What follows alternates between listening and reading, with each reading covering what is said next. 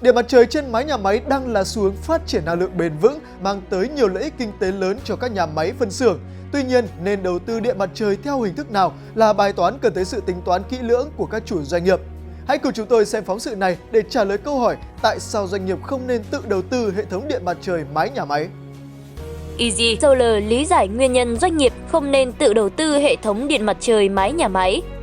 Điện mặt trời mái nhà máy nhận được hưởng ứng mạnh mẽ từ các doanh nghiệp. Nửa đầu năm 2020, biến động kinh tế do ảnh hưởng từ dịch Covid-19 gây ra tác động lớn tới tình hình sản xuất kinh doanh của nhiều doanh nghiệp. Các khoản chi phí, đầu tư không thiết yếu bị cắt giảm để giúp doanh nghiệp sống sót qua mùa dịch. Tuy nhiên, đi ngược lại tình hình khó khăn, số doanh nghiệp đầu tư cho điện mặt trời mái nhà máy vẫn tăng lên nhanh chóng so với năm 2019. Điện mặt trời mái nhà máy giúp doanh nghiệp gia tăng thu nhập, tiết kiệm chi phí sử dụng điện, quá trình thi công nhanh, tận dụng được các mái nhà xưởng sẵn có. Đặc biệt, đầu tư vào điện mặt trời mái nhà máy giúp tăng năng lực cạnh tranh của thương hiệu nhờ đáp ứng các tiêu chuẩn xanh trong quá trình sản xuất.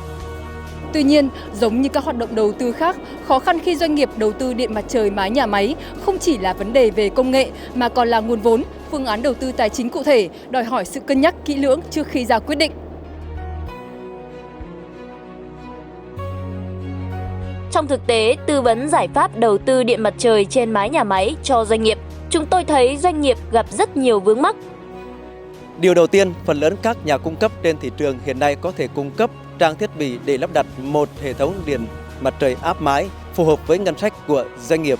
Tuy nhiên, không phải nhà cung cấp nào cũng có đủ năng lực công nghệ để tư vấn một giải pháp kỹ thuật tối ưu hay đồng hành cùng doanh nghiệp về quá trình vận hành và bảo trì, sẽ có ảnh hưởng tới hiệu suất chuyển đổi quang năng và tỷ lệ suy hao sau 25 tới 30 năm. Điều thứ hai, về mặt tài chính, với rất nhiều doanh nghiệp lớn, việc thu xếp một khoản vốn để tự đầu tư hệ thống điện mặt trời trên mái nhà máy không phải là vấn đề. Nhưng khi doanh nghiệp tự đầu tư, hệ thống nằm ngoài mạng kinh doanh cốt lõi truyền thống, doanh nghiệp rất khó khăn đánh giá ngay hiệu quả vận hành của hệ thống.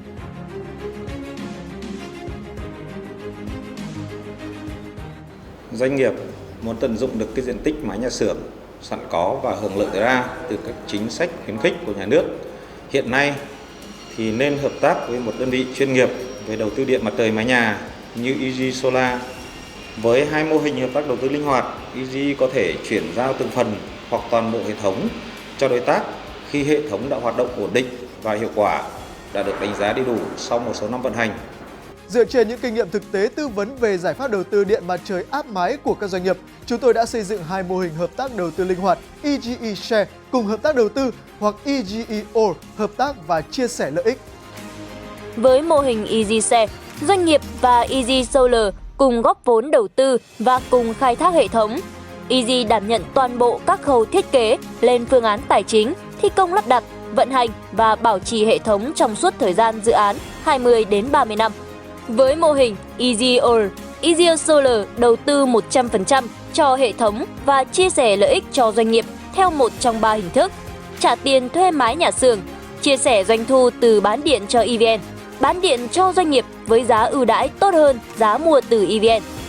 Các doanh nghiệp thường cân nhắc đến yếu tố chi phí cao hay thấp để lựa chọn hình thức đầu tư. Tuy nhiên, với điện mặt trời mái nhà máy, hiệu quả đầu tư phụ thuộc rất lớn vào hiệu suất, sự ổn định của hệ thống và tỷ lệ suy hao hàng năm của tấm pin. Doanh nghiệp nên lựa chọn hợp tác đầu tư với những đối tác uy tín và có năng lực tài chính vững vàng để tự tin với chi phí đầu tư ban đầu cao hơn, bù lại với sản lượng gia tăng thêm nhờ không gặp các sự cố hỏng hóc trong quá trình vận hành sẽ đem lại hiệu quả tài chính cao hơn rất nhiều.